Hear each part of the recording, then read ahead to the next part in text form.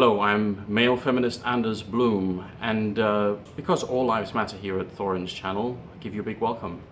Okay, this is going to be Counterpoints episode 50, because that's how ridiculous it is that we actually just somehow, due to Moses being at events all the time, schedules differing, somehow we dropped doing the show, right? We didn't do it. And one of the flaws with that is, how did we drop it when we were going to do episode 50? We just left it on 49. Oh, that is a bit rough, isn't it? Yeah. Yeah, I could have left it on a nice round number. I mean, in our defense, it's not like we organized, had a conversation and said, maybe we don't do the show for a month. It just got to happen that way. We just did that thing where it's like, you know, the scheduling's not perfect. So you go, we'll skip this one. And then the next time it's not exactly perfect. And you just go, maybe if I don't say anything, I won't ask if we're doing it. And then after that's happened a few times, because there's actually a famous thing, like it's part of British culture, by the way, that even though if you arrange to do something with your friends, obviously at the time you want to do it, you know you're going to have fun if you do it. But there's a famous thing that if they call and like cancel an hour before, you go like, oh, bloody hell. But then part of you inside, it's like, the relief, I have all this time off. This is amazing. You actually do, it's sick, isn't it? It's like some mad dichotomy of humans. I feel like I've seen that exact concept in that, what is that, like tweets, like the British humor tweets or whatever, that Twitter account. Very British. Yeah, I see that. That's what that account's all about. It always just like nails shit that you've actually like experienced, but no one's like articulated, you know? Yeah. Also, to be fair, the other thing, I can't even lie, like a solid 10% of why I want to bring this show back, keep this show running, is just because it is so hard to come up with a good name for a show. And this show name is straight fire. Straight fire. No one can even fuck with this one. This is legit as fuck, isn't it? It is nice. We do need to like have something where you know those like put up or shut up episodes that we did where you have to go in and you have to like pre-pick opinions and then like someone always has to just pick the shit opinion and argue it.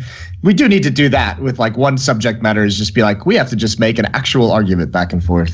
Because the counterpoint is like you have point A and you have point B and you go ahead to cool. I'm glad you guys never really thought that premise through as much as that. I think you were taking the name a bit too literally there. You know, this is just make some points about Counter-Strike. I hadn't gone that deep on it. I didn't know there were so many layers. Fair point. Right, okay, so guest for this episode, Max Melit. Now, here's the thing, Max. Things seem to be going pretty well. Like if people go back and watch the first episode, you've advanced a lot since then, done a lot better content. The production, I mean, in your case, it's fucking very gradual improvement of production level. Like you're like the fucking Indians making their nuclear program. You know, you've got nukes, but it doesn't mean you've upgraded all your technology yet. You're still making incremental progress. But here's the thing I've noticed that plagues you, Max. This is the curse. Is that because obviously when I like content, I help promote it, put it on Reddit, etc. You now get like. Unfortunately, you get the downside of my fame, which is you don't get any of the upside of like general people knowing you. You only get the 10 mentally ill people who follow all my content on Reddit coming along and be like, oh, he fucking sucks his dick. It's like, you just get those people, right? It's so unreasonable as well because like the argument is, it's like, yeah, you're like Thorin's bitch. I'm like, yes, I get paid to watch Counter-Strike, that I watch it. Like it's just fucking insane. And then some people as well who I think follow you religiously like try to get to you through me somehow. Yes, and I've had people DM me with like literally like manifestos of their Counter-Strike theory. Yes. And they're like, hey, I'm not an expert or anything, and I've got 8 followers on Twitter with an Easter egg as my profile picture. But this is what you needed to change about your model for analysis. I'm like, thanks, bro. Yeah, I'll make sure to pass that on to him. Plus, I mean, need to understand, like, I've already made this very clear in all my shows. I operate by the mythos and philosophy of the Sith. And if you know anything about the way the Sith operate, if someone attacks one of their, like, you know, Sith Padawans or whatever the fuck they're called, they actually just let the person fight to the death. Because if they don't survive, then they weren't worthy to be a member of the Sith. So that's the way in fact, sometimes you even send people to attack them. Like, people sent them to attack Darth Maul. Are you Don Hatchie, bro? Is this full circle now? No, I actually have a sense of humor. No, here's the thing. There can only be two. One to wield the power, one to desire it. I will say your biggest improvement is the fact that you've just put a guitar on your bed for no reason, right in the camera shot. You're just letting all the girls on the internet know that you can play a fucking fiend campfire song. Plus, Yeah. you know, probably the funniest one, Max, For because sure. one of the ways they always try to get to like you, Sam, Stu Chew, is they always say this, and this is hilarious. This is how you know they don't read the articles. They'll always try and claim like, oh, you just wrote this topic so that Thorin would retweet it. It's like, if you know how many Sam DeLorme articles I have retweeted that I disagreed with every aspect of it and literally sent him a DM like, you are wrong from point A to point Z, like, promoting it has nothing to do with agreement. Like, I know people have that quote in their Twitter, Moses, like, you know, retweets are not agreements or whatever, like, or endorsements. Like, that absolutely applies to most of the... But logically, because you have to realize anyone who's thought in any way deeply about any topic is going to have a different opinion to other people. You know, they're not going to have identical opinions, are they? I'm always so confused that that's like a disclaimer that needs to be put in a fucking Twitter account. Like, all I'm doing is clicking one button on the screen. It's not like you're going through some massive process to like promote this article. So it's mental. Oh well. So you didn't like tattoo the fucking link on your forearm or something? Like, yeah, that's a keeper. This one represents me. Can't win them all. Can't win them all. Okay, so since we're coming back with this show, we haven't had it for a while. People in theory don't necessarily know where we're at. Right, and the way I thought we could do it is, since most of the top teams are at the ELEAGUE Premier, and that tournament is like all but starts tomorrow, I thought that obviously the way we could do it is we'll discuss that, and in doing so, discuss a number of the top teams. But before we jump into that, there are a couple of teams who aren't at this tournament that I just wanted to get people's thoughts on, actually, because we've got like quite an interesting panel of people here from different backgrounds, actually representing 3 different continents. To be fair, my country did actually allow that to be the case, but you know, never mind. We'll have to move on eventually, I guess. You know, you have to fly the coop eventually, right? So let's start here. One team that's not in attendance that I actually want to get people's take on is obviously Big, the team that had that run to the finals in Cologne. And you know what? Putting aside all the Persona stuff, yeah, obviously that was like an epic run. It was a Cinderella story. At the time, it even had that quality that I've noticed only seems to happen, funnily enough, in tournaments that we have, like in Counter-Strike, like where it's like, you know, a tournament that's like 3 or 4 days long and you just keep playing like back to back. So if you get hot form, you can kind of maintain it. But what's weird is if you look at some of the games like, you know, Overwatch or League of Legends, where they have the really long drawn out season, those stories basically don't happen. Because if they do, you know, that guy has a hot week, but that doesn't get you to the final or whatever. Whereas the thing I'm kind of getting at here is, in the moment that you get those Cinderella stories, it is weird because when you analyze, right, you can't analyze like, oh, I think in the moment they're just super hot. You have to analyze like the game factors and say, no, they're probably going to lose it because it was very close before. But it is weird because in that moment when a team's like good bizarrely for 1 week, they can sometimes just stay good the whole week. But then this is the part that doesn't make sense. Then people think, right, well, let's ignore all that like criticism of the past. They're going to be great now. But I've noticed, you know, like reality just comes back again, but the difference is it's next week. So where do you come down on this, Moses? Like, what do you think of Big overall? I think, I mean, I don't want to take anything away from their run because I think those kinds of like special one tournament, that's a huge result for them. And I thought that was very cool. But I will say, like, it comes into that thing. I think this is a team that benefited a lot from the fact that, you know, other teams are in really bad shape in terms of new roster changes and still in terms of still being disorganized. They had a lot of time coming into this event to just straight up prepare for teams, to prepare their own gameplay, just to practice, not traveling to too many events. And I think when you look as well, like the jump in performance from Next than anything we've seen in the past on such a big stage, like we've always known he could do it. He just doesn't. He just hasn't in the past. So that's very cool. So, I mean, it's an awesome run. It's an awesome one tournament event. I don't think we're going to see these kinds of deep runs too often. They did beat some like incredible teams in BO3s, which you can't really fuck with in any sort of way. So, I mean, they obviously deserve that result. I don't know if they'll be able to carry it on. I will say one of the most impressive things they did is, you know, they're the first team that we've seen able to challenge Astralis in terms of utility usage. They had incredible damage on the utility, incredible nade and flashbang usage throughout the event. And the crazy thing is they have better stats than Astralis, looking at this new HLTV feature. In that tournament, having played 18 maps to Astralis's 8. So, I mean, they carried it through. It's not like they just had this sick swing of form. So, obviously came into that very, very well prepared and very well organized as a team. And obviously, I think guys like, you know, Smooya definitely benefited from the hype of the moment and everything and kept playing well into the finals and everything. So there were a lot of good things that happened for Big. Again, it's like every other team when they have their first result is, can they keep it up? And I don't think Big's going to be able to. Right, Max, here's the thing. if you've noticed, I mean, this is a trend I'm sure everyone must have noticed. Like, generally, if you pick an up-and-coming team or an underdog team and you say, like, you know what, I think they are the truth, like, they're going to be really good in 6 months, going to be good in a year. By the way, I'll touch on it, I'll just throw it in here as an example. Like when Sam Delorme said that actually Space Soldiers are legit and they are going to do things. Still waiting on that one. Wasn't holding my breath, don't worry on that one, you know. So anyway, I just thought I'd throw that in there, you know. Topical example.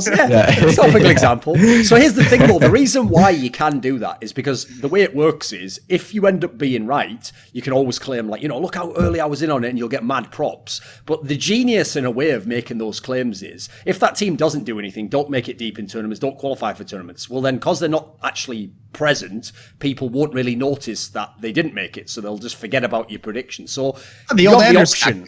We call that the Anders special. That's basically the Anders approach. The difference is some of the others, Moses, actually do legit pick someone that they think for good reason. Anders just uses a scattershot approach and like picks about 10 different people, and then at the end just goes, I did say this one guy would be good. He picks Astralis for 4 majors in a row, and then when they finally win, he's like, see, told you. What I do appreciate, though, okay, we'll have to have a very quick sidebar here, Max. Totally, it's not going to be very long, but I will just say this, right? Of all the things people should bring up to Anders, this is the ultimate one we can get him on, okay? Because you can't get him on, like, what happened to Pauf? Oh, he just quit playing. Or, like, you know, what happened to this player here? The one you've got to get him on is that, you know, everyone's really sad right now that Flipside didn't make it to the minor. Oh, yes. They're just done. No, Anders literally ruined Flipside because he kept telling Markelov for 5 years to all.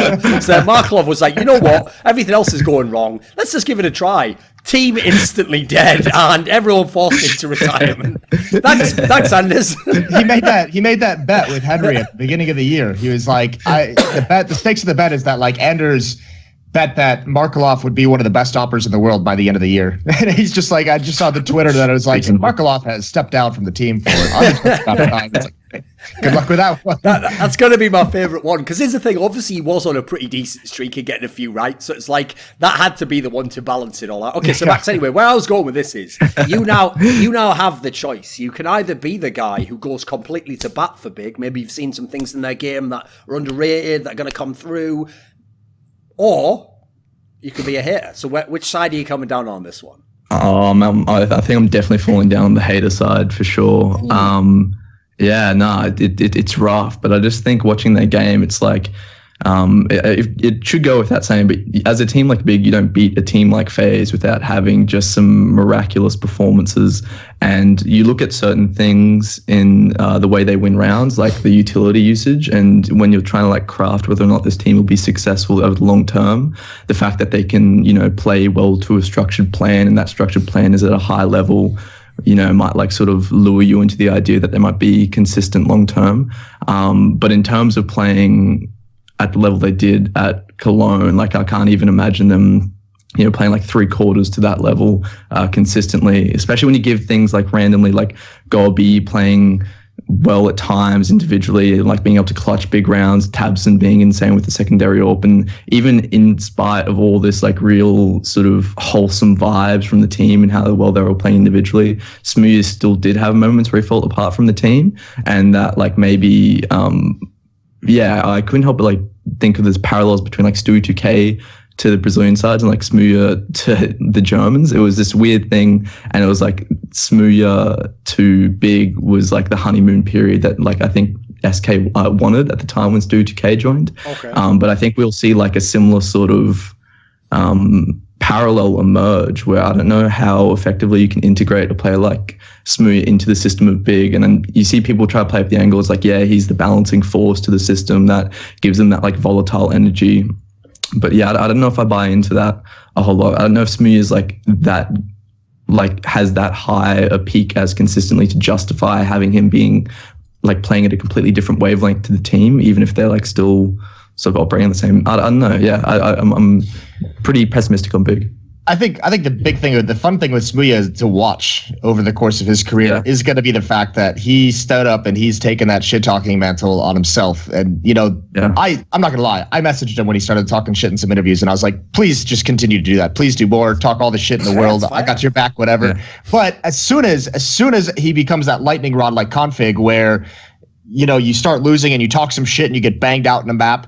That is so hard to deal with. I mean, you even saw Config like wilt under that pressure a little bit. So I think that's going to be the fun part for Smooya is like if he goes into the next event and he's like, yeah, we banged all these guys out at Cologne. This one's going to be easy. We're going to be able to wreck them at the group stage. They just get like 0-2 or something, get grouped or something like that.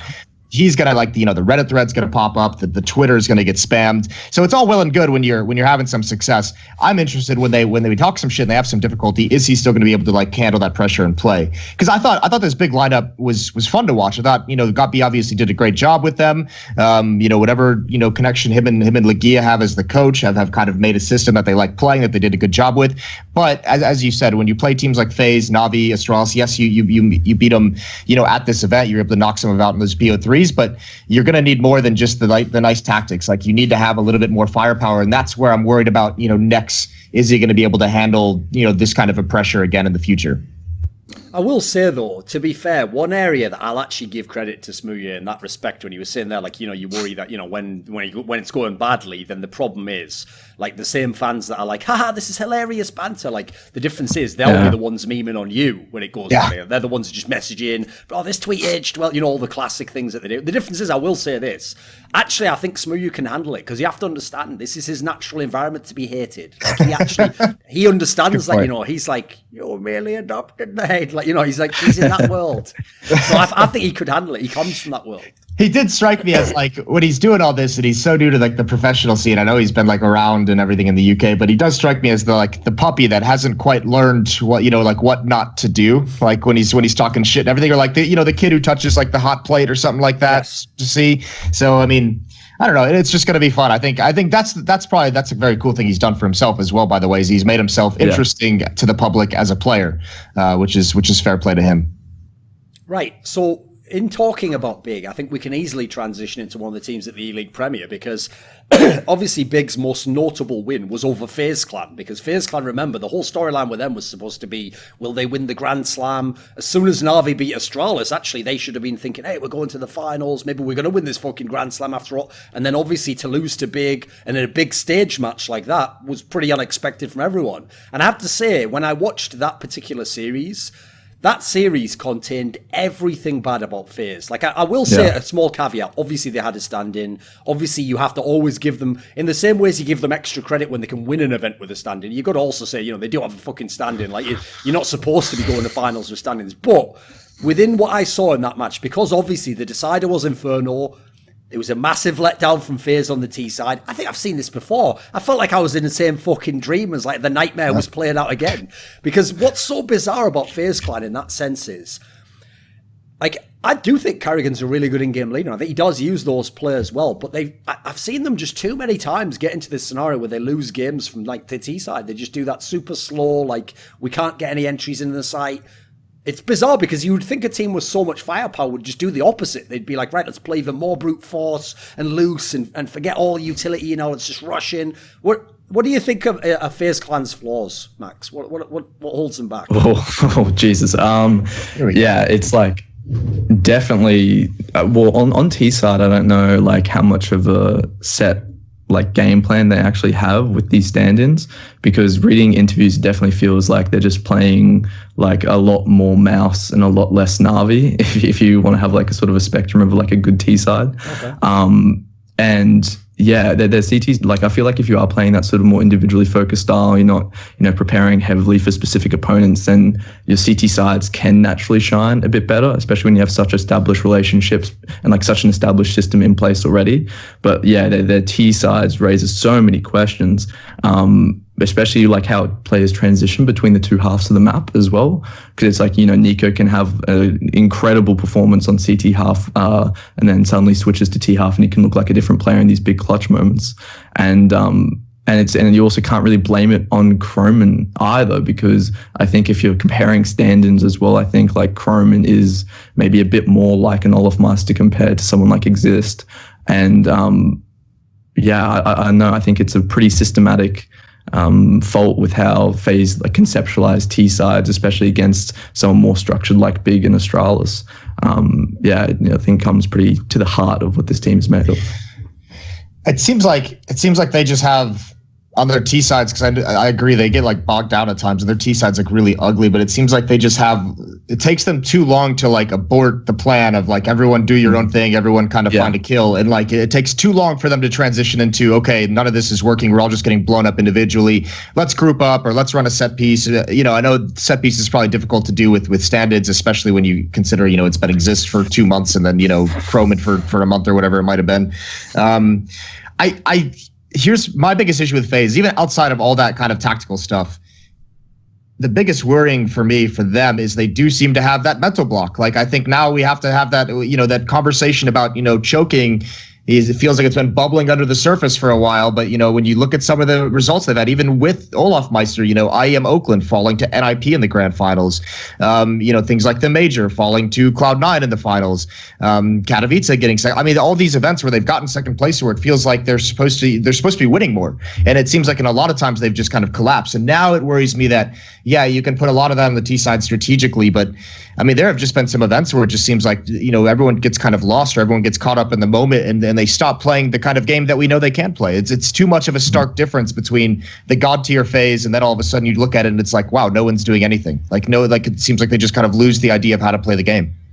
That's why I have to say, in a weird way, I think this stand-in period was good for them, because first of all, it took all the heat off the idea. Like, when they had Olaf Meister, every tournament was like, why didn't you win? Why didn't you win the tournament? Like, because they have so much talent, you know? And so in a bizarre way, I actually felt like, for example, the reason they could like win Sydney is because they came in as the actual underdog. They were coming in like, you know, do our best, see what happens, which is obviously the best mentality you can have. It's just that no matter what people say, you can't keep that when you've got all the pressure on you. It's like a different type of, because you're putting the pressure on yourself at that point in time. You're thinking, fuck, I'm supposed to be winning this round. And I have to say, to touch on what you were saying there actually about Max, about how they set up, that's another thing that kills me, is that, right, I'll give you a contrast. So if you watch like a Zeus T-side on Inferno, where it might look the same, right? Everyone sets up really slowly on the map. They really slowly move up to their areas on the map. They maybe fight for like slight position on the map. And then when it gets to about 23 seconds, they pick a site and they run into the site, right? When that happens, I know a lot of pleb fans look at it and they just think, oh, this isn't tactics, actually. He's just doing whatever he wants every round. It's like, no, that's kind of his style, though. He's like trying to like cut off rotations, like pick a site, like read which one to make the attack on. And then the difference is he just makes it so there's no time left for the CTs as well. And then he just runs in, right?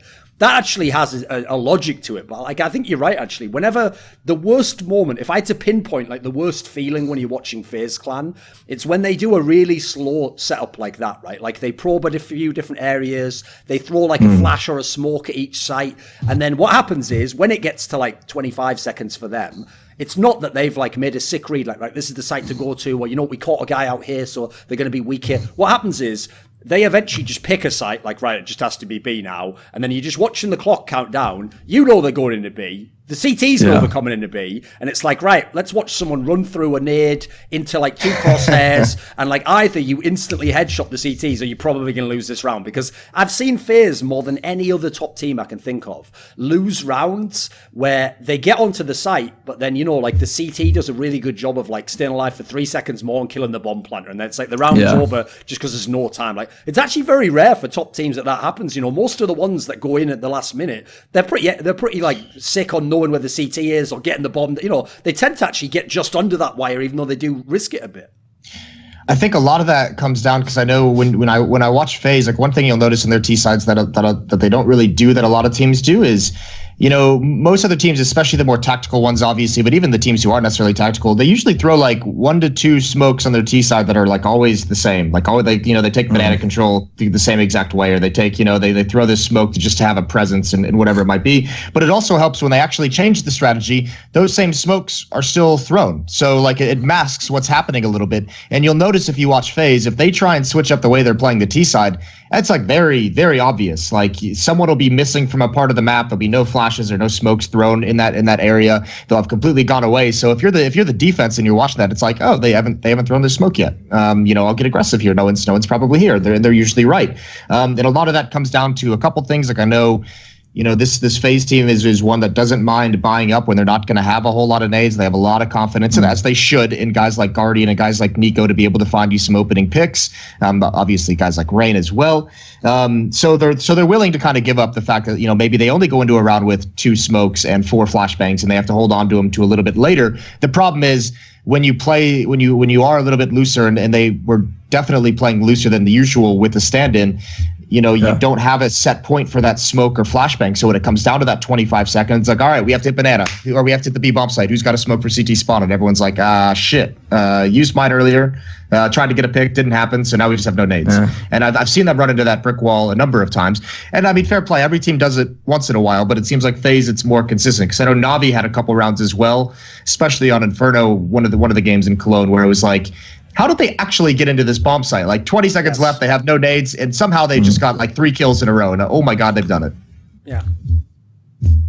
Right. What about this then? So did you have a point there, Max? Yeah. Come on. No, sorry. I was just going to touch on like how, and it's like when you play that style as well, it's so susceptible to being punished by a team like Big, who can just hold their utility and can like pick up on micro tells like that, like where. But like someone like GoB is just going to be so aware of those changes of pace, and I think it's really apt that like the big teams that Faze are losing to are these sort of more structured sides, and then they can just like shit on a team like Fnatic on CT side and just roll over them individually man for man, but then like struggle against more structured teams. That was maybe one of the most impressive things of Big's run is against teams like Faze and even Navi and in other squads. Like they weren't afraid to hold their smokes and flashes till very late in the round. Normally you see like the underdog teams or like the inexperienced team kind of panic and just say, I don't want to get in a fight at 45 seconds. I'm just going to drop a smoke. And instead they were just like, fuck it, I'll take the fight, and then we'll drop the smoke at like 25 seconds, and then you're ruined. So I mean, fair play to Big. They had a lot of cool things that I didn't expect to see. That is actually one thing about Faze that I'm definitely going to keep an eye on going forwards, because obviously that was what used to make their T sides fucking amazing. Is like they just drew all the utility out, and then they did just take pure aim duels, which is what you would want to do if you have players like that in your team. But it is bizarre how essentially it's not even a joke. If you just had the scouting report and just tell people, listen, unless you're just losing the site every time, just hold that utility. It has a massive effect. It's weird. It just does, though. So, okay, what about this? Something I noticed in watching Faze at ESL 1 Cologne, and a couple of teams actually, as a sidebar that I wanted to talk to you about, was, so we still to this day haven't seen that much Dust 2 played. We see it every now and then. Obviously, like G2 was one of the rare teams picking it, But I noticed in this tournament, there was 2 particular games that stood out for me.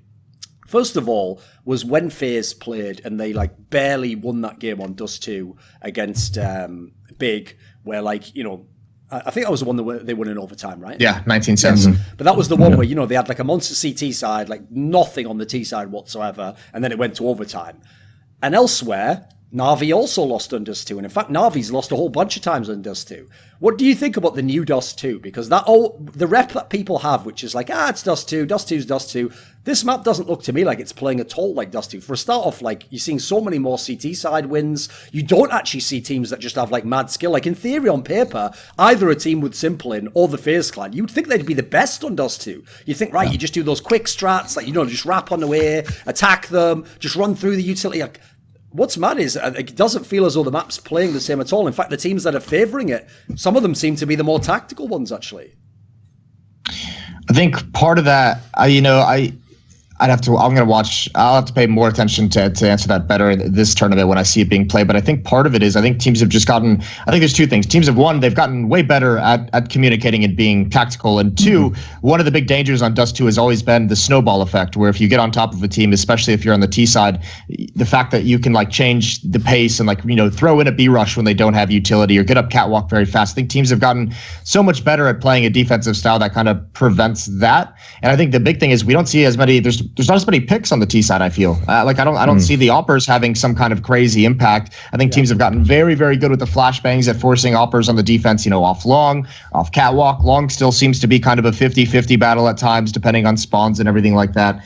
But I think we're just seeing teams get way better on the defensive side of things to a degree where I don't think the T sides on Dust 2 have caught up.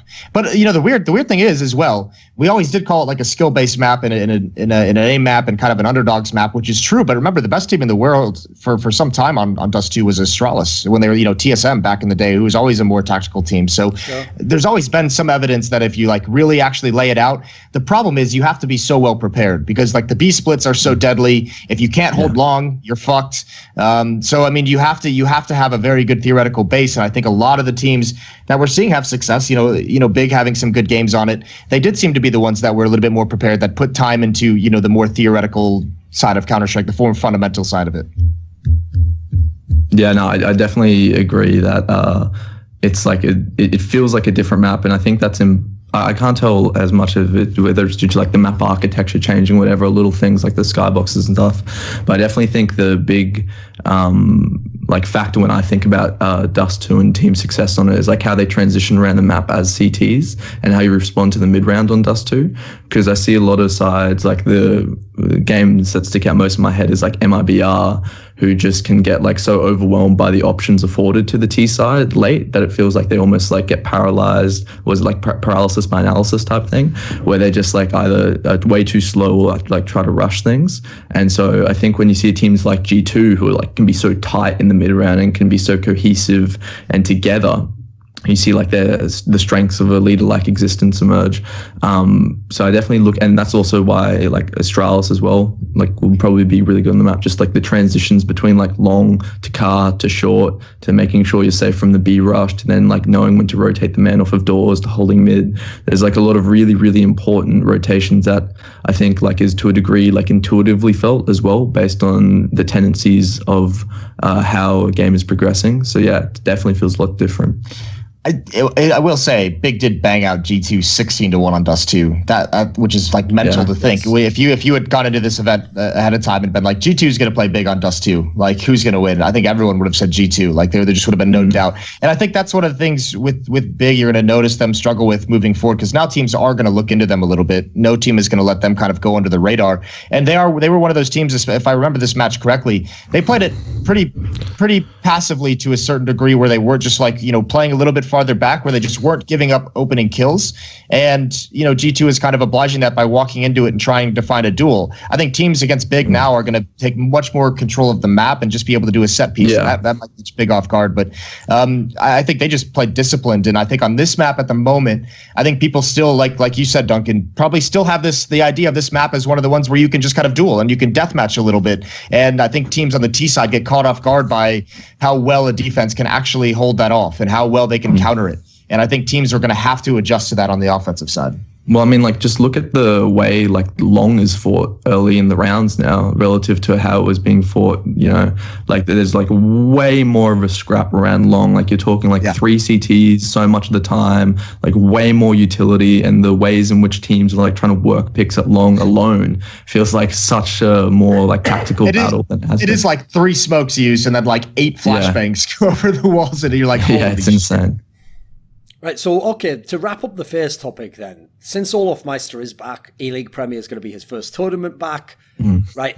Obviously, I don't think it's fair to expect him to instantly come back in the game at top form, and to be like the old Faze Clan. But what do you think about the return of Olofmeister to Faze? Like, what do you think the significance is going to be? Because obviously, if you remember the timing of before, exactly when he left was when actually most people felt like, maybe this lineup's run its course. Like, it's having all these problems with nerve issues when it's in the semis and the finals. It's an amazing team, but on the other hand, it hasn't lifted that many trophies. A lot of people felt like maybe it's time to move on. So what do you think about the return of Olofmeister?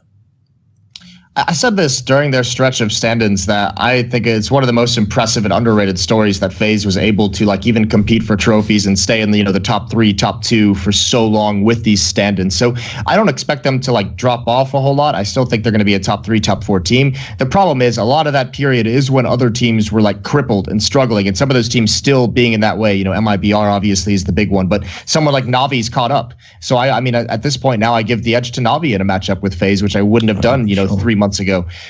So I mean that's going to be the struggle. This will be a top 4 team. I think this event for them is like we don't really care about the results as long as it's not a disaster. I mean, you have to see what kind of level Olof's going to be in. I don't know how much Counter-Strike he was playing. I know I've seen him stream a couple times through FPL, but I think for them, this is like, we're going to get an event back, we're going to get some games under our belt, and then, the goal is going to be the major. So for them, I'm not sure this event, unfortunately, I hate saying this in an event that has such a stacked lineup of teams, it doesn't feel like their priority of this event is necessarily winning. It's just like, let's start getting back into shape. Let's get ready to put some actual work in for the tournaments after the player break. Yeah, no, I think so for sure as well. Because if we're talking like how one of Faze's biggest issues is their T side, one imagine like Olaf pretty much slots back into his same roles as he was on the CT side. Like I don't feel like a crazy amount has changed for Faze in that respect. But if the thing they have to improve is T side, then it's pretty unreasonable to expect Olaf to just slot back into like a completely involved T side. Was it like a week or 2 weeks after Cologne? So I think that this will be a tournament where they get a lot of data on like Olaf's level in official matches, and then I'm optimistic for the major, at least far more so than this. I think the weird thing for me is like I say, like the narrative I gave before was one I absolutely ascribed to, which is the idea that like, if you've lost this many times playing the same style in like a semi and a final, maybe it's just time to move on, try something new. But bizarrely, because it's never normally an option in a team, like actually, you know what, pause that there, have one player just take like 3 or 4 months off, let's have a little break, wait for the scene to change, different teams to come up, roster moves, and then go back to that lineup. That's not normally an option actually in most teams. So to be fair, I'm actually pretty excited to see Olafmeister come back, especially because as soon as Astralis got to the top and was just beating everyone easily, that's the first thing that was in my mind the whole time. Like, fuck. But we never actually, I mean, we did it early on because obviously Astralis had this lineup when they were at Katowice, etc. But we never got to see like this dominant Astralis versus the Olafmeister Faze Clan. So I just hope they can get back to like that kind of a level where obviously when they won, they were fucking super scary. So I think that would be a really interesting like style clash because obviously it's so different. And then you've got to throw in that extra detail, which is that if Astralis is going to be susceptible themselves to some kind of nerve issues if they're in the close game, which admittedly most people are unable to even get them into, so it's not an issue. One of the few people who's done that consistently is Karrigan, their old in-game leader, who kind of like, it's weird. This is why, like, in a mad way, it's like you do sort of need to have some kind of psychological edge on your opponent, because what was so weird is at the same time Karrigan had all those losses to Fallen, it's like if you just put him in a game opposite the Astralis guys, he was like, right, here's how I'm going to exploit this weakness, and this is what they're failing at this moment. Let's break it. It's like I often wonder how much actually of his time in that team made him like understand like where the breaking point was there, because he did seem to have a really sick feel for it. Because a lot of those games people forget, like sometimes the matchup looked favored to Astralis, or they had the right maps picked in but somehow he always like it's like he always knew what he was doing in those matches. So that's definitely a hype matchup. I can't wait for that.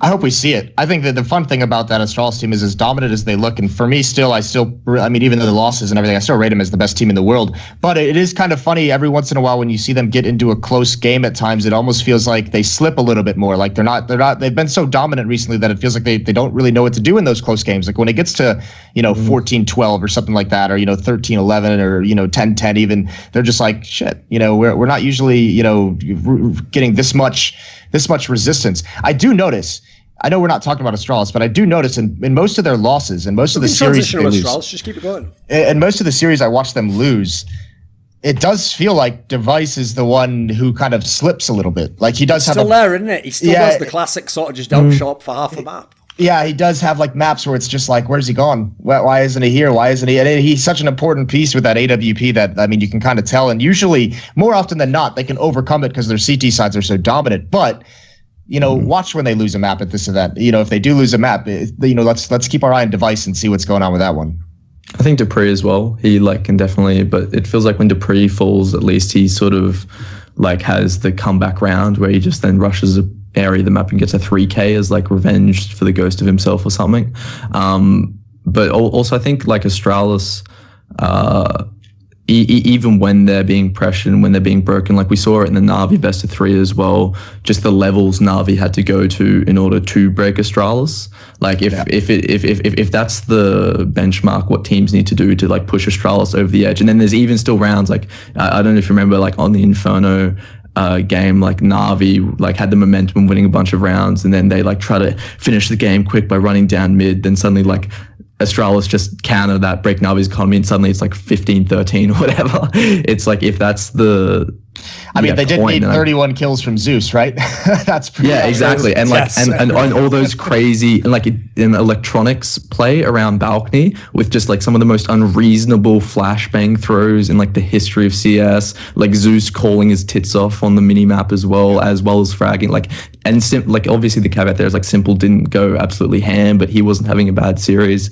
So I don't know, like if that's what's needed to beat Astralis, and like barely so, then I don't know how much Faze can do, because you also have to remember like Faze have just gotten absolutely clapped by Astralis the last 2 times they played with 2 separate stand-ins as well since I am Sydney. So it's I don't necessarily see like a Faze imbued Olafmeister being able to directly challenge Astralis, at least in the moment. I think if Astralis is pressured like a bit in this group, in this tournament by someone like Navi, and we see like more of Astralis' breaking points, then I'm like pretty pushing the idea of like a dominant Faze at the major, especially when they have time to prepare a T side, but definitely not at E-League.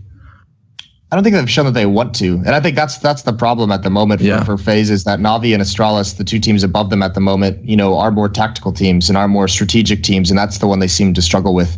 I'm wondering with Astralis, because so much of the conversation centered around them during their dominant period was, holy shit, this might be the first time we've seen a team with an actual 7-map pool. But I'm wondering if they've suffered from that thing where it's like you're good on all of them, but you're not really great on any of them. Like some of the maps that you normally attribute to Astralis seem to have, like Overpass, they've started kind of going away from that. They don't really want to play that. They used to be very, very good on it. It used to be that map, they have the strategy that everyone copied because they had like these 2 or 3 tactics on the T side that they could go to whenever they wanted around. Their nuke is obviously very, very strong. Inferno seems a little bit questionable, a little bit weaker. So I'm wondering if like their map pool, they just suffer from not being able to actually keep such a high level on every single map. So even though it's such a big advantage against teams in the pick ban phase, like you still got to be able to like, crank it out and play excellent Counter-Strike in these individual series. Well, for me, that's an example of where, like, I'll touch on that because that's one thing that I do find a bit weird is that I would agree they have for me probably the first true 7-map pool, because even when teams like the old classic Fnatic with Olaf and Pronax, it's more like they were just such an amazing team they could play like the maps at the bottom of their pool, like Overpass, they weren't exactly like amazing in terms of tactics or anything. So like that feels like cheating in a way, like you're good on it. In the same way as obviously like Faze Clan could probably brute force most maps if they wanted, but it's very different from being actually good and knowing the fundamentals. But here's the part I do find a bit weird about Astralis is that because they're so good on all these maps, I actually in a way agree. Like I still think that sometimes they have the flaw that they don't flex it enough. So, for example, like I do like when they pick like Nuke against people, for example, because obviously so few teams are even willing to play that. That's a great punish map. But there are certain teams where I still feel like they will pick a map because they're like, right, this is one of our best maps. Overpass could definitely fit in this mold. Whereas it's like, if that other team's at all good on Overpass, why even gamble there, Like the difference is that's actually where the Glaive and Carrigan mentalities are very different. Because Carrigan 100% would just flex into your weakness if he thought he was good on it as well. Whereas like, I've just never, it's obviously like more of an MSL thing. I've never been a fan of the people who are like, right, this is my best map. What? And it's your best map or your second best map. I'll just see if we can out execute you. Like, it feels like that. You just almost like opening the door for this to be you losing your map pick here, Yeah. You're doing your best for it. But like, I know they haven't really been tested at all on like Train or Cash. And they haven't even played much Train. They've only played Train twice in the past 3 months.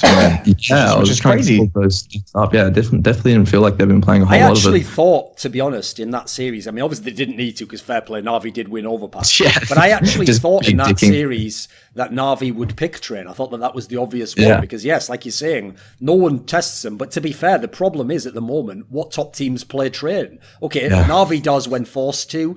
Mouse Sports does some of the time, but actually Mouse Sports won't pick it if you've noticed. So actually that's one of the problems is that at the moment, as many great teams as we got, and obviously there's a lot more teams get to go to big events now.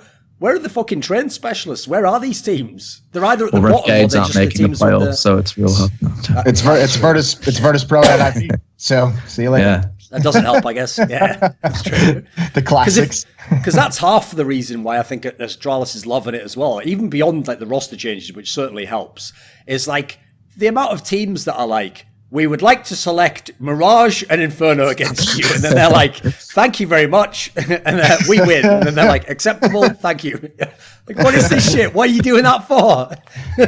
At least make it so that when we exit the veto, I feel like you have a chance to win the series. Not just have like overwhelming existential depression where it's like, right, so what you're telling me is if Astralis don't win their map, they could just win your map. What are you doing right now? Yeah, something is not terribly wrong.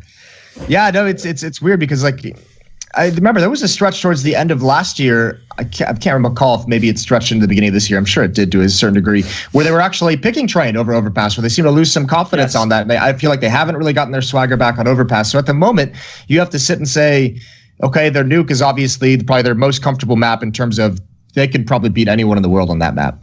Inferno is their next like it's been played 11 times in the last 3 months. So it's but like the problem with that is everyone plays Inferno. Yes. Every single team. So you don't necessarily have that leg up, even though you have great CT sides. Everyone is going to be so prepared for Inferno because everyone plays it. So I mean that's kind of a tough part is yeah, they're still very, very good on it. You're still going to give them advantage over most teams on it, but you are going to see them drop a few Inferno games just because everyone's so well prepared for it. Everyone knows the nades, everyone's coming up with these new nade stacks and new nade tricks. You know, now that Astralis has shown how important and how critical it can be to success, especially long term.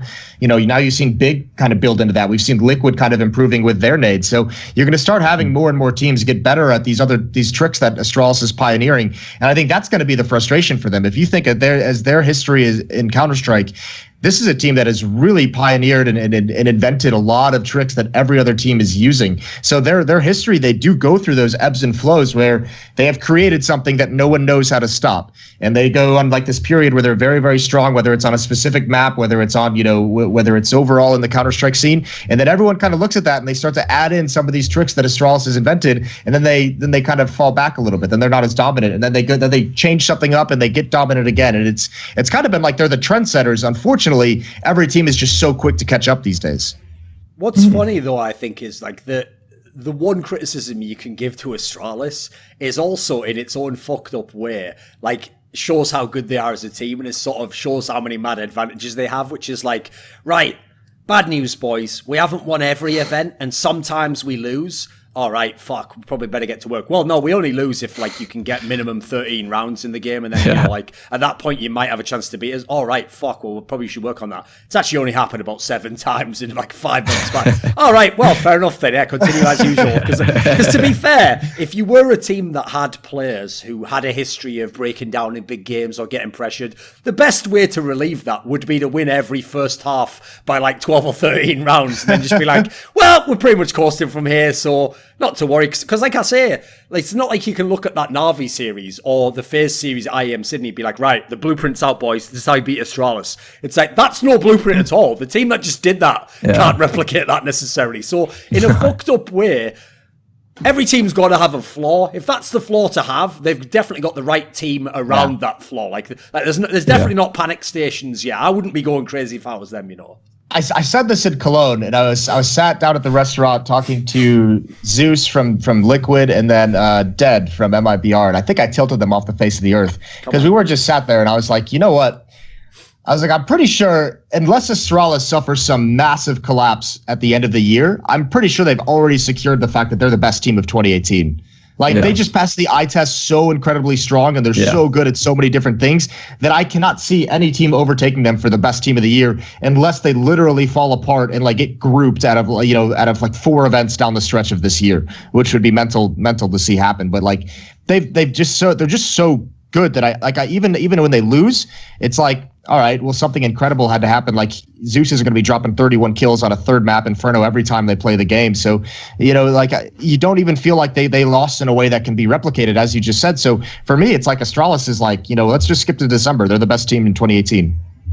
No, this is my favorite part of every podcast I do. Let me just stretch, get ready for the Astralis praise portion of the show. It's really good for like my weekly therapy type thing. Yeah, it's really good for your Twitter as well. It's, can you please so good for my Twitter, dude. I don't know. Like I think, because at the end of the day, like at the root of all the hype about Astralis and praise about them is you can like look at the gimmicks and you can like the nades and all that and the conceptualization of how to use nades, the map pool.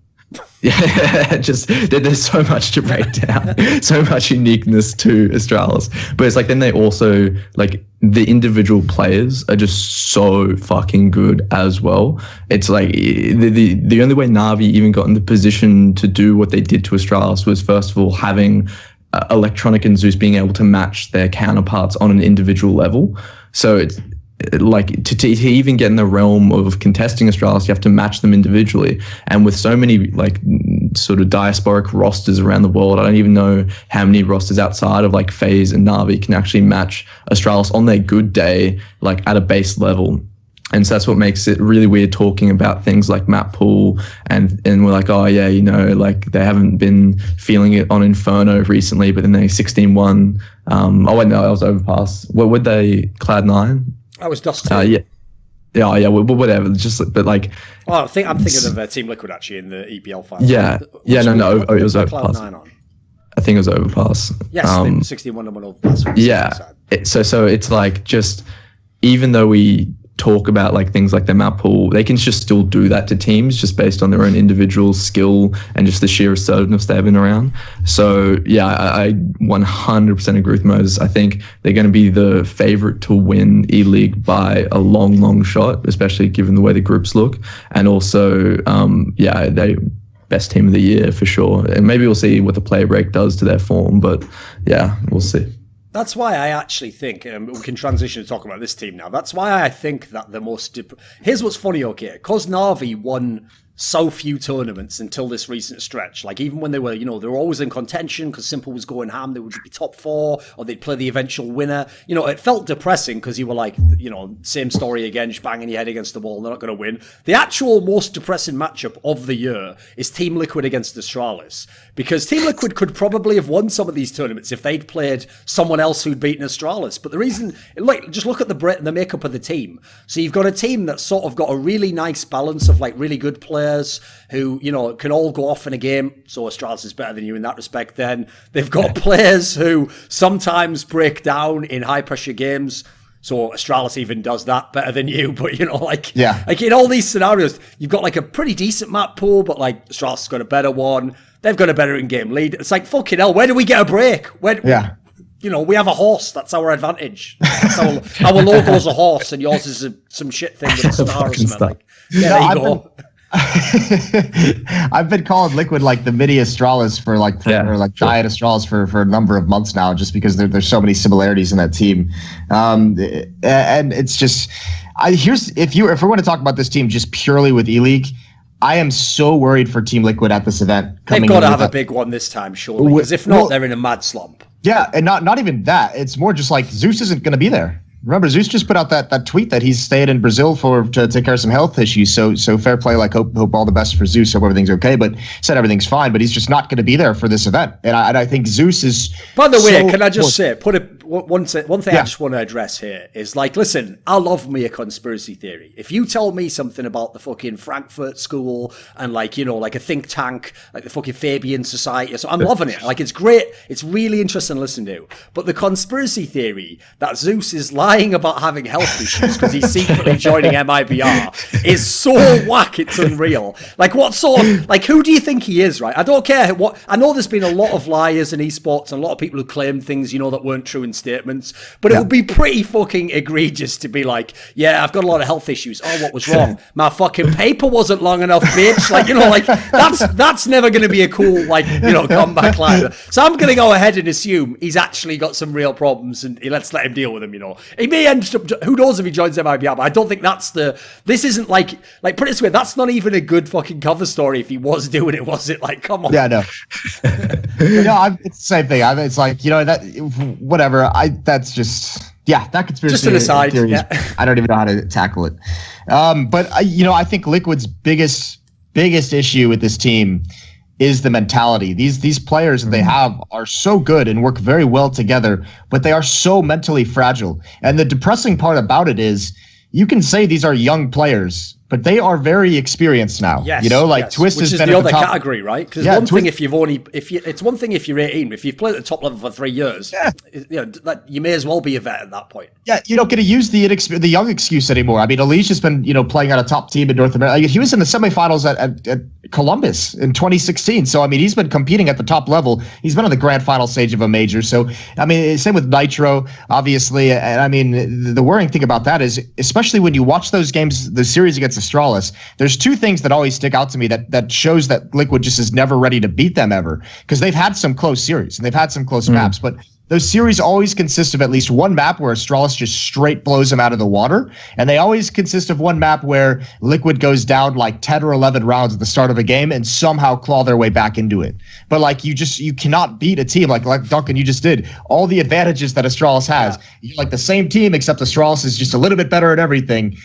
So you can't just straight up give up one map, and you can't straight up start, spot them 10 rounds in map 2. And you're not going to be able to beat them like that. And now Liquid has the problem where not only do those issues against Astralis show up, but you watch some of the losses they take, and you have to start wondering, this is a team that, we've seen it in the past. I know like Virtus Pro has always been really famous for this. Well, used to be at their heyday of playing up to competition and playing down to competition. And if you are a team that plays down to competition, you are not going to win a whole lot of events. You just cannot be that team that grinds out series against teams that you're supposed to be blowing out of the water. And those are the two big things about Liquid that scare me, despite the fact that they're an incredible team. Like, don't let all those overshadow you. It's just like those are the hard issues to fix.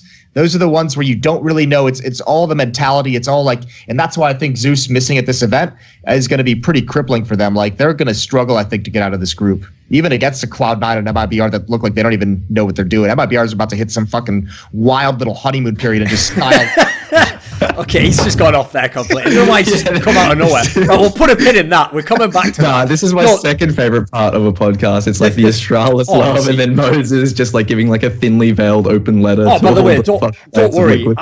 I have been living fucking large off all the analysts every event. Like, SK's back, and I'm like, they're not. I'm just going to go ahead and say they're not. And I'll put it this way: at the moment, I'm like shorting SK like a motherfucker, and I've been making mad money, because all these motherfuckers are inflating the stock price. It's going to turn now.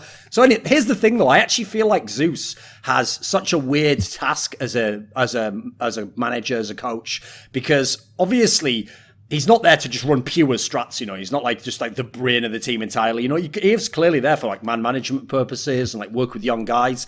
But he has like the opposite problem to his old team when he was in SK Luminosity. Because in SK Luminosity, he has all these really like boisterous, aggressive personalities. And for me, I always thought like what he was doing behind the scenes was like putting out fires. So, he's like going to calls there, like, have patience with the thing. Like, don't worry if some of the others aren't as dedicated. Like, keep the team together. We're winning. He's going to Fur. Like, you got to sacrifice a bit more now, but it's going to make you a winner. Like, Taco, like, don't worry about the others. Like, you're going to play a different role. Then he comes over to Team Liquid. It's like the exact opposite. They're all just like mad scared. Like, yes sir, whatever. What should I do now? He's like, come on. At least one of you say you're going to shoot someone out of land or something. Come on, do something. Can you all stop being fucking pussies, please? That's I mean, he is like, him and Zonic are like the two only real coaches that we have in Counter-Strike, like when you think of a coach in that sense. I think LMBT could be there as well, but I don't know enough about what he does behind the scenes. But I guess Robin even maybe, but also the same thing. I don't really know exactly what he does for FaZe. But those two coaches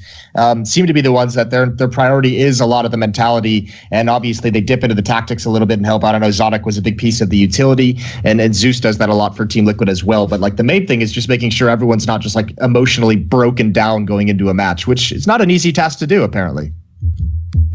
So it'd be the best thing ever. Yeah, it'd be the best thing ever then if without Zeus, then Liquid just like come out at League with like a really loose style. They've like found their freedom without the father figure of Zeus and just start fragging fuck out. Because it definitely feels like Zeus is somehow like bigger than the players themselves in the game at all times. And at a like even watching Liquid evolve as a team, you read about all the conflicts like he has with certain players, and it just seems like he has this system and this philosophy of play that is pushed so hard onto Liquid that it just defines Liquid's game, especially when there isn't an assertive IGL in the server as well. And so and maybe you can talk to this, Moses. In my head, it'd be really cool if Taco sort of took on a more leadership type role in the server when Zeus can't be there, being such a sort of parental authority figure outside of it. Do you know if he is going to maybe look to start maybe secondary calling, if not primary calling? I don't know. I highly doubt it'll be like a tactical or strategic thing. I mean, everyone makes some mid-round calls, but I don't think it'll be encroaching too much on Nitro as an in-game leader. But certainly from, just some conversations I've had, even if you just look at the personalities on this team, Taco has to be the emotional leader. And like that's the wild thing. Like he comes in and he has to be the guy that has everyone hyped up, especially with Zeus missing. I think we're going to see a lot more. Like I would pay attention to, the player cameras in between rounds, or, when the camera goes on Liquid between rounds. I imagine we're going to have to see Taco giving out high fives and, hyping people up in between rounds, because they don't have Zeus anymore to do that. And someone has to, because everyone on that team is just quiet. Twist, ELEAGUE, Nitro, Naf. Those are guys who are just content to just kind of sit there and play the game and not get hyped up. And they need an energy guy. And so, without Zeus, they only have the one. It's going to be Taco, and he's going to be that emotional leader. And I think we'll see that more as this team develops as well. I'm hoping that he has a big enough influence on someone like Twist, because Twist, while, as I said, he's still relatively experienced for his young age, I think the worrying thing would be if he follows in those footsteps of one of the quiet players. You want him to get that kind of feeling from Taco of having a little bit more confidence. And it's almost like that fake it till you make it type thing. Like hype yourself up in a game, have some fun with it. You can't just sit there and be a robot. You're not Danish. What I love though is I actually do feel like in their team, where was I going with that actually? Problem is, I thought the Danish line just got me at the end. Because a rare crack in the simulation. At the end of it's just such a weird ending to the sentence, wasn't it? Why did he just decide to burn Danish people at the end? There were so many people he could have burned, and he just thought, you know what, fuck it, back to not Danish. Oh yeah. Some mad punchline there. It is mental the way that the Danish players are the only people I know that can just be unemotional robots and still function in the game of Counter-Strike. Right. I've just remembered actually the point I was going to make. One thing I thought was funny, because obviously this was just a report. That report that said that Cold Zero was considering reuniting with Taco and Team Liquid. The unexpected side to that most people didn't pick up on, because everyone was just thinking about, wow, what would this mean for MiBR? What would it mean for Team Liquid? Here's the real people you need to think about. Imagine, on top of everything, how triggered Cloud9 fans are, because they're just sat for 6 months can we have any players? And then they're just seeing news Cold Zero considering joining Team Liquid, and they're like, what the fuck is this? Can we get anything, please? Anything. And then Jack's got your stick on gold, and they're like, why? So okay, before we go on to Cloud9, let's wrap up the Team Liquid topic. So Max, Team Liquid is a good example of a squad where analysts like them, see the qualities that they enjoy in them, experts all seem to be on board, but they have had some fucking nightmarish tournaments recently. They've had somewhere that exactly where as an expert you want to put your money in, right, well, I know they're going to beat this team, and then, you're looking ahead to the next matchup, what would they do against it? And then they lose a best of 3 to, obviously, North, NRG. These are not matches that they're supposed to lose at the level that they're at. So what do you think the flaws of Team Liquid are? What stops them being a championship team? Oh, it's super scary hearing you set it up that way, because that's exactly how we've set up North for a long time. And the last thing you want to be is the North American North. And I think Liquid. They are they're North Americans. There we go. That's who they are. They're North Americans. Yeah, I'm going to trademark that for a HTC article in 2 months. I'll see you boys later. Do it. I think, Liquid, it because I can't especially in the matchup with Astralis, I think Astralis look most scared when they're just throwing some random shit at them, and when they're pressured in a way they don't expect. And it feels like Liquid play so well to what analysts want to see that it's almost to their detriment sometimes. They don't have that weird explosive instinct that you see. Just essentially all of Group B for ELEAGUE have the things that Liquid lack, but also all the problems that go along with it that Liquid don't necessarily have.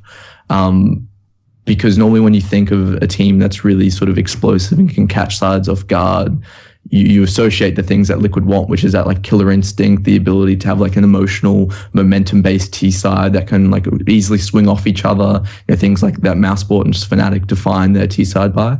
I think that's something that Liquid definitely lacks.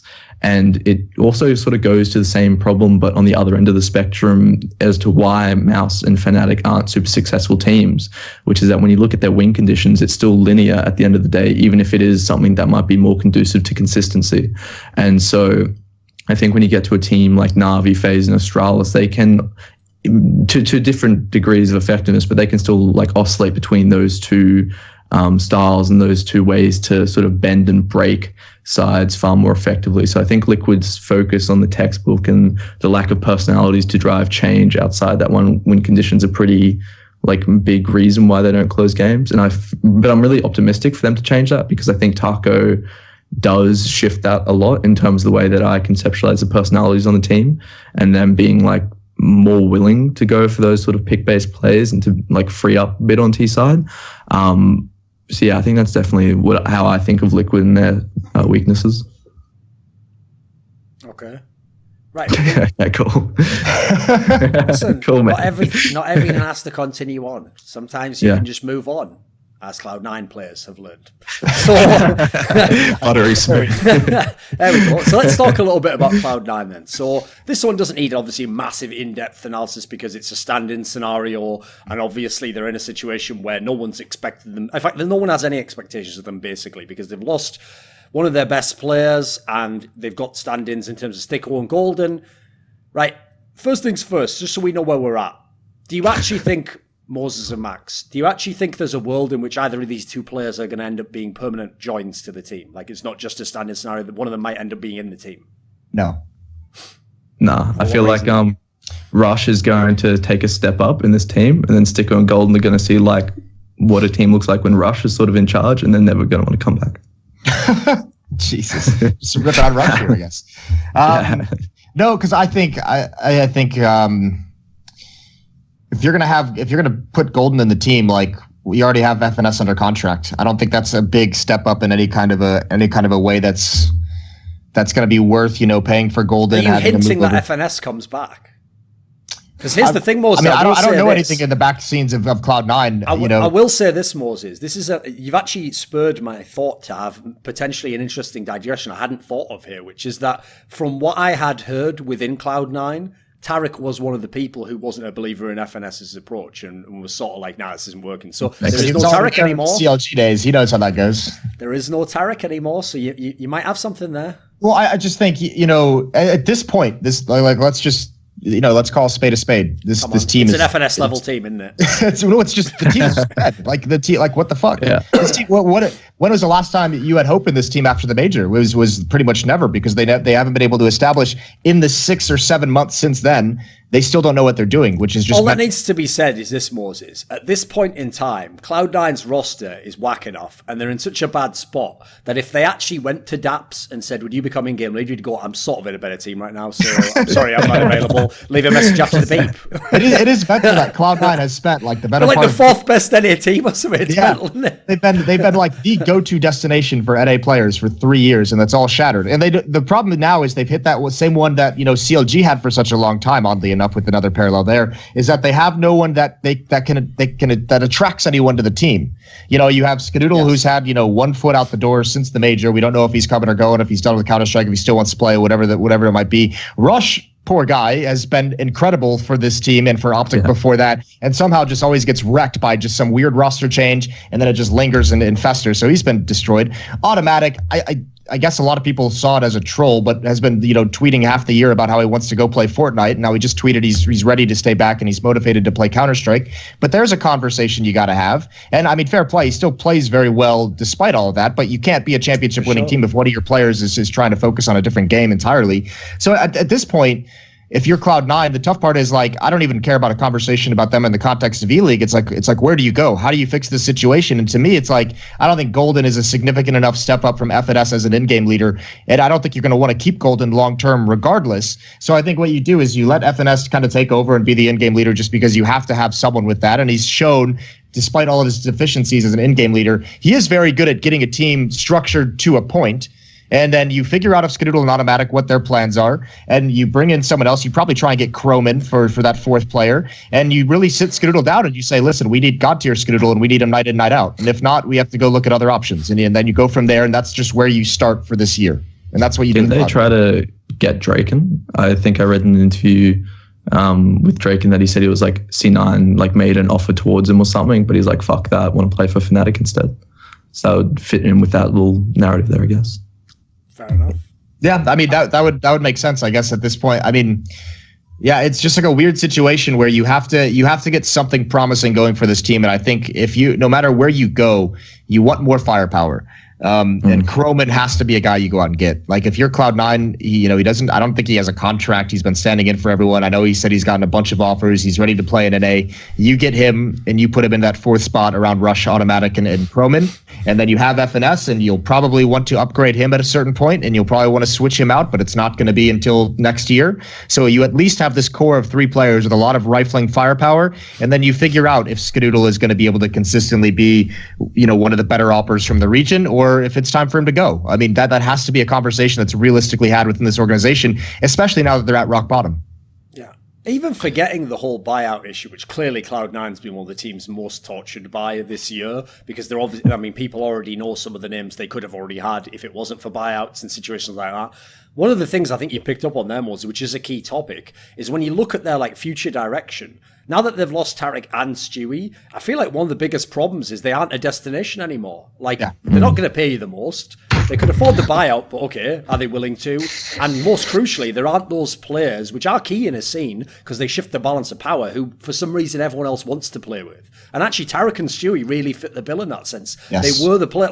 One of the maddest things I think about the success that Team Liquid had with these 2 different lineups, end of last year and then now basically, is that Team Liquid, if Cloud9 had wanted, would never have had these lineups. Repeatedly, players from Team Liquid have tried to join Cloud9 over and over again, and it just didn't happen with the way, wrong timing, or they were going to do it and then someone backed out from Cloud9's side. Actually, Team Liquid have made their roster successful in spite of Cloud9 existing. Yet at the moment, why would anyone leave Team Liquid and join Cloud9? Now it's no longer the case. I can't see that as a logical step. So I don't really know how anyone goes to that. The problem too is and I can't even fault Cloud9, the organization or I guess the players for any of this, is the fact that right after they win the major, whatever internal issues they had, Stewie leaving, because I would have bet my money if I'm the GM of Cloud9 and Stewie has an offer to leave, I would have done everything I could to keep him. But the problem is, if Stewie's the one going to you and saying, hey, I have this offer, I want out, I want to go play for this team, this is a great opportunity, you can't really do anything when the player wants out, right? It's one thing to get an offer, it's one thing for the player to say I'm gone. But think of this Cloud9 organization and their relationship with Stewie since he joined the team. It was early 2016 they signed him, was when he started, it was his first pro team, and within a year he was one of the best players, and then he started in-game leaming for him. Stewie was such a big, this was his team. So once he left, the identity, even with Tarek still in it, was just kind of gone.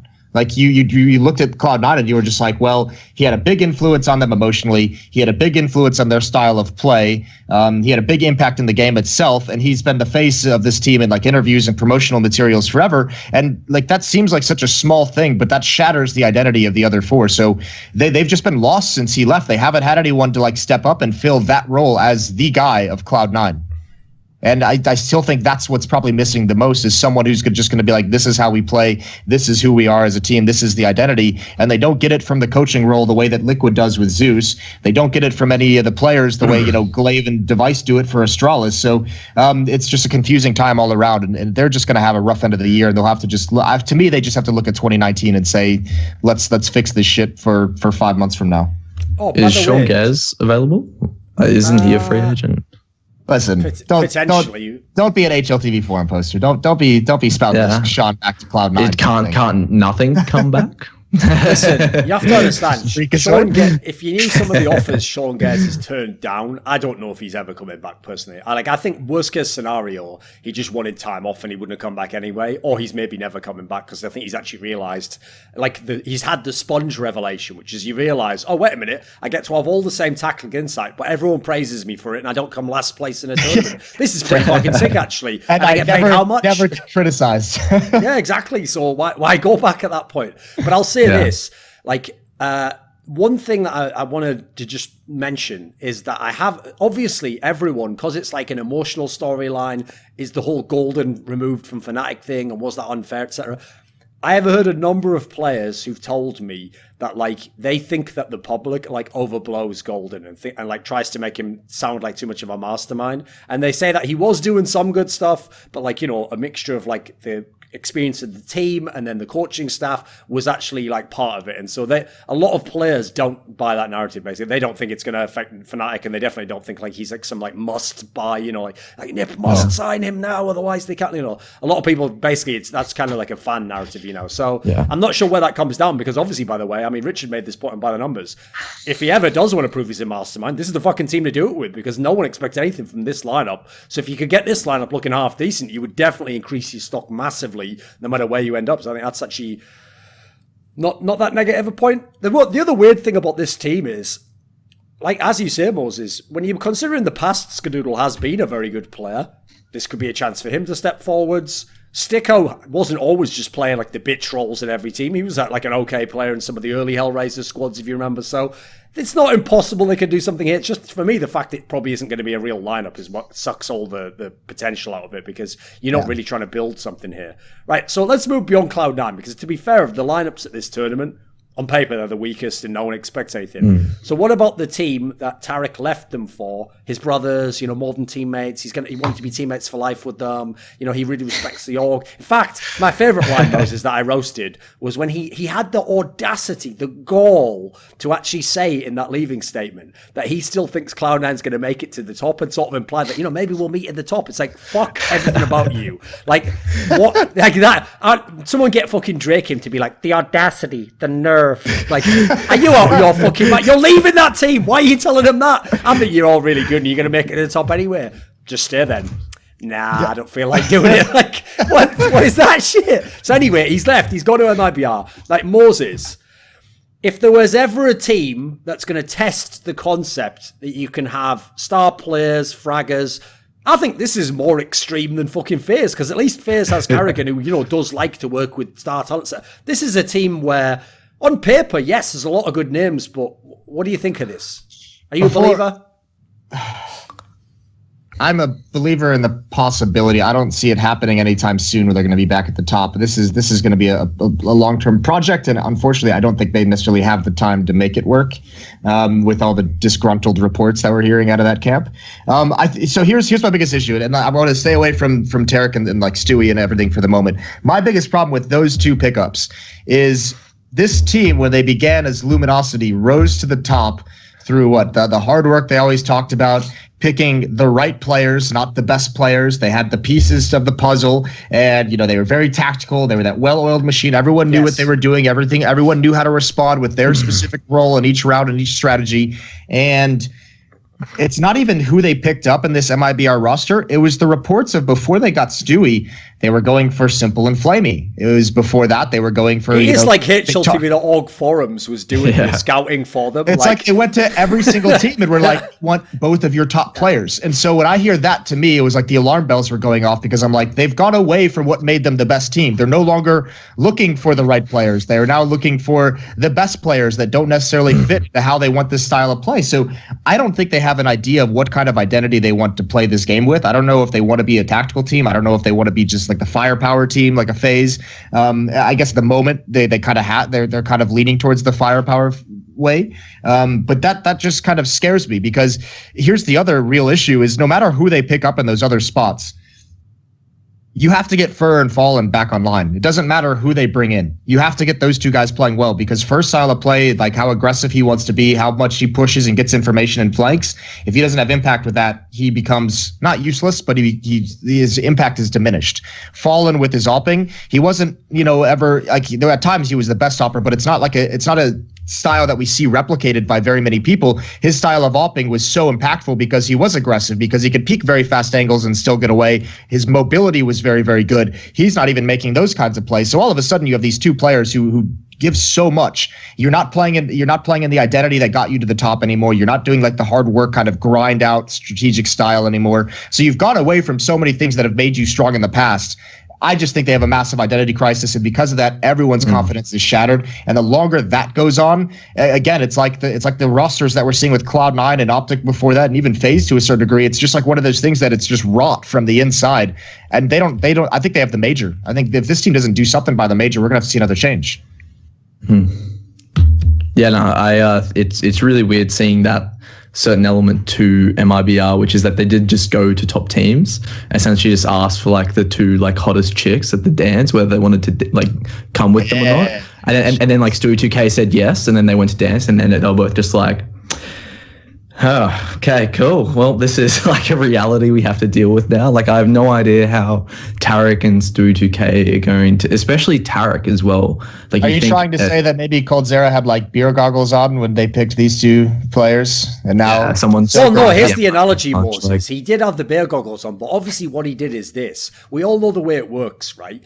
At first, you know, you're trying to get up the courage to talk to the hottest girl, and then that's really intimidating. So you go, you know what, right, I'll talk to her hot friend. Like, okay, I talk to her. She obviously turns you down, or, you know, you have a conversation, you think it's good, but then, you know, you stay at that one sort of emotional level for 10 minutes, and you go, fuck, I've blown it, right, okay. Right, they go off outside to smoke, so then you go to another one. What happens is, basically, at the end of the night, you know, you're at the bar, like one last drink before closing time, like you get the drink, you look down the bar, and there's Tarek.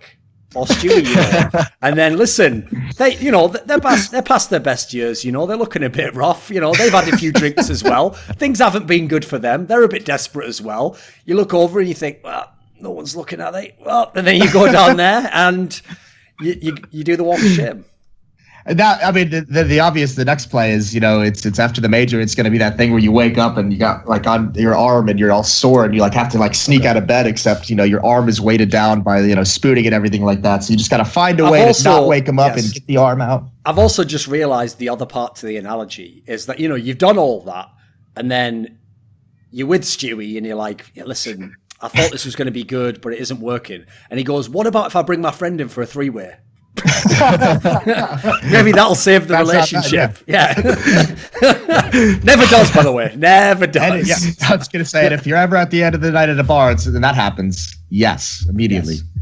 Yes. Yeah, you know, one of the problems I see with this team is that I kind of agree with you. Like, most experts I've talked to, Moses, are of the philosophy in MiBR that actually one of the flaws of the team is that for some reason they seem to think Fallen and Fur can be kind of like supportive cast elements, and that they're going to kind of like let other people it's like, to me, they're going to have to be key elements. Like they have to be like the old players they were, maybe in a different setup, you know, maybe a different type of team. But that's actually the part that I see is really worrying, because if you look on paper, this is a fire lineup and some really good players here.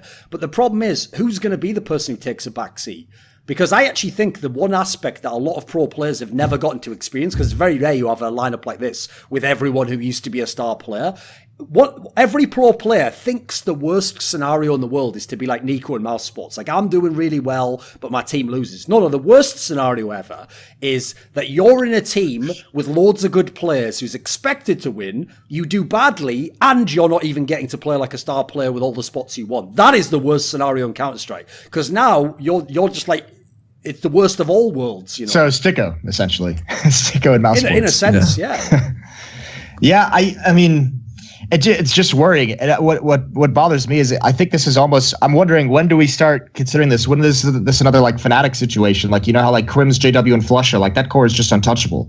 And no matter how bad they do, you know, the people who are going to get cut from Fnatic are the two people surrounding them. And It feels like it's going to be at that situation as well with Fallen, Fur, and Coldzera, where like, no matter who's brought in, they're going to be the ones replaced. And it just feels like you have to get Fallen and Fur online. Fur definitely can't be a support player, like a supportive style of play.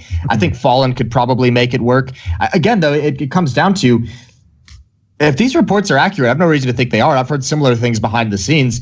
Then there is a lot of players who are kind of frustrated in that team that are just like, why are we practicing harder? Why are we working harder? And remember, everything was always preached. This is a family that lives together, that busts our ass to watch Counter-Strike and to improve. And we're not hearing those things being preached the way we heard it when they were SK and Luminosity in the past. So that's got to be worrying. From like a more tactical side of things. To be fair, you are actually accurate there, Moses. Again, tying back into the old analogy, but this is also real. To be fair, have they ever been as good as when they used to share beds? Now that they've moved to separate beds, that's another problem in marriages, Moses. When you move to that stage, that's the Cold War slow beginning and the end right there. That couch has become permanent. You put some blankets on it all day long. You don't even put them away at the end. Yeah, it's worrying. So I mean, there's a couple signs in there that have got to be sketchy. Also, I mean, the active looking for a coach obviously is something that is new to them as well. Remember, I mean, when they were at their peak, and Zeus left after they won the second major, they said we don't think we need a coach. So now when you admit that you need a coach, it's like, okay, well, something's definitely gone wrong. So tactically, I just don't see they just have a lot of aggressive players. Like for a team that really couldn't figure out a way for Phelps and Fur to play together because they both like to be a bit more aggressive, you now have Tarek, Stewie, and Fur on one team. Like, how are you going to make that one work? Especially when you kick bolts and bring in Tarek, you know what I mean? It's not you're not even like trying to balance the team.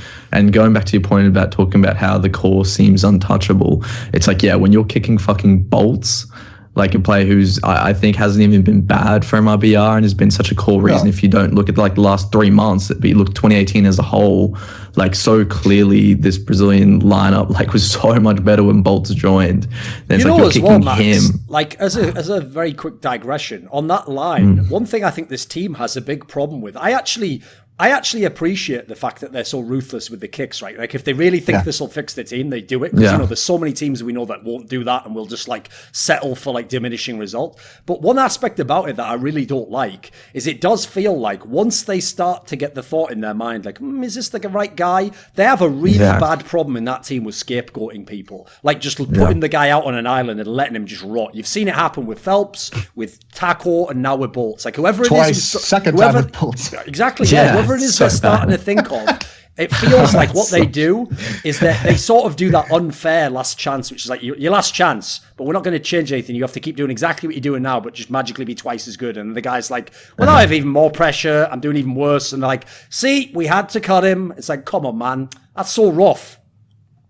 I feel like Bolts is going to come back into the team at some point. I don't know why. I just get that vibe. Like I feel like he just goes home and there's like not even any hard feelings. He's like, oh, well, that was just like another. Fallen says, like, guys, I know we can't get any Brazilian players with buyouts, but I found this unknown guy. He's like wearing like a fucking mask the whole time. They're like, wow, this guy's actually, you know what? He's got sort of an all-round game. He's willing to be supportive. Like, I like this guy. And then after they win a game, he just rips off the mask. Like, it was me all along, Fur, motherfucker. It was me all along.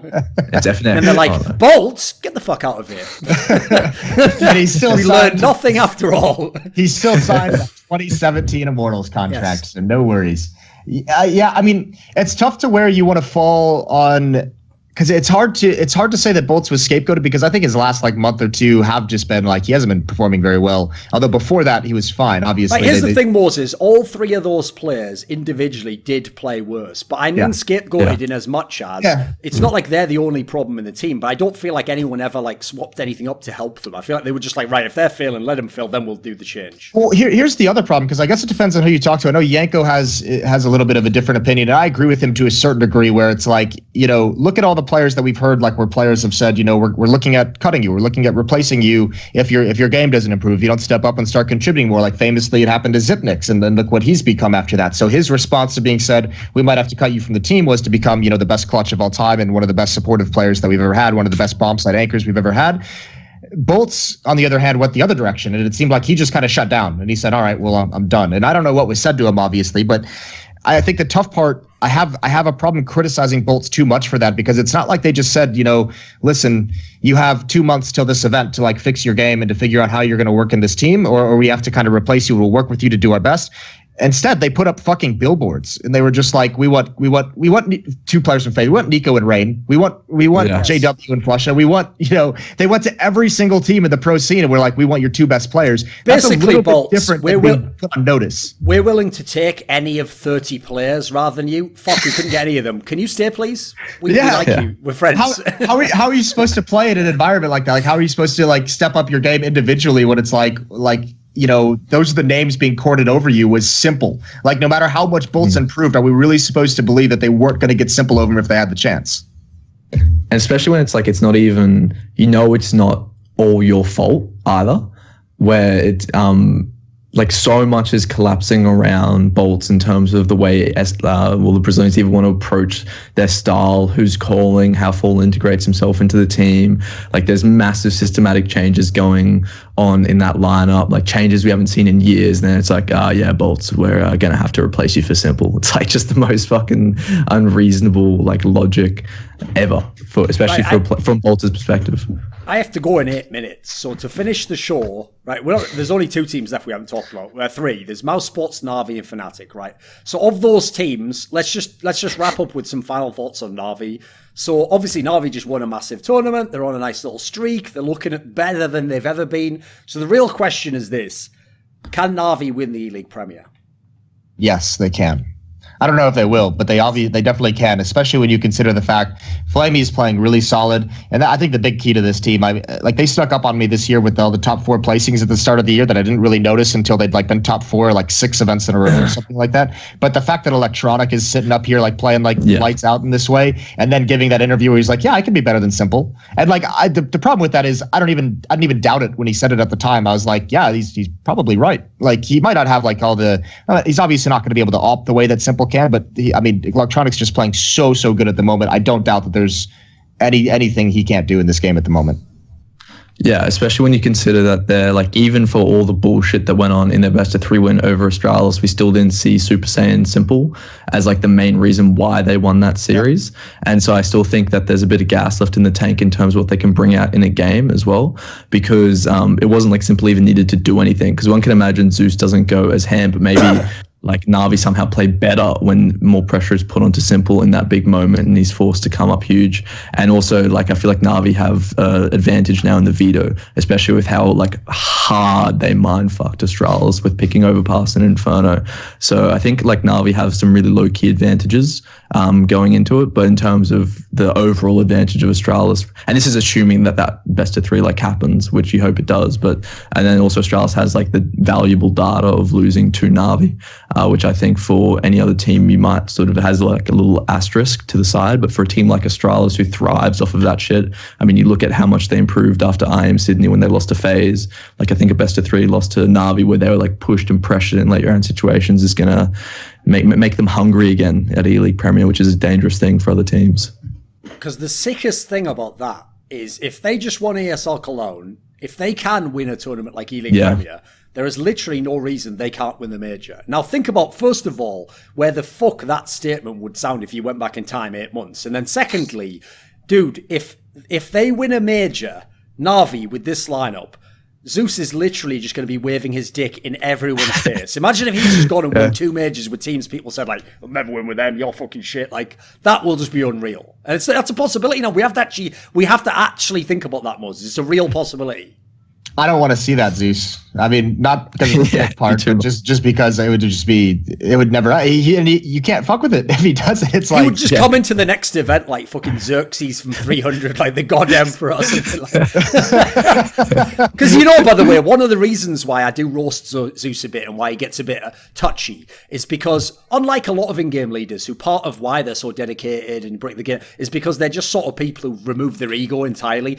That guy definitely has an ego. Trust me, I know that for a fact. And so, by the way, when he's having those games where he has 7 kills and they win the game, he doesn't ever think like, well, me only having 7 kills was a problem. He just goes like, I did that. All the other shit. When Simple killed everyone, he really is the in-game leader who's like, when Simple killed everyone, I told him how to do that. It's like, those in-game leaders that obviously we roast them. Well, he is a bit like that. Position. Yeah. Now, to be fair, he's got an ego for a reason. If you look at all his teams, they nearly always perform up to or above the level. So fair play, but Max Melit, final topic. Navi can win the major. Can Navi win the major? Well, because I wrote an article in January or February this year that I said that Simple will become like essentially like the greatest player of the world in 2018, and like Navi will dominate. So to fuel my own ego, and so I can wave my dick on Twitter as Zeus would, I would love Navi to win the major. And I think they have the tools to do it.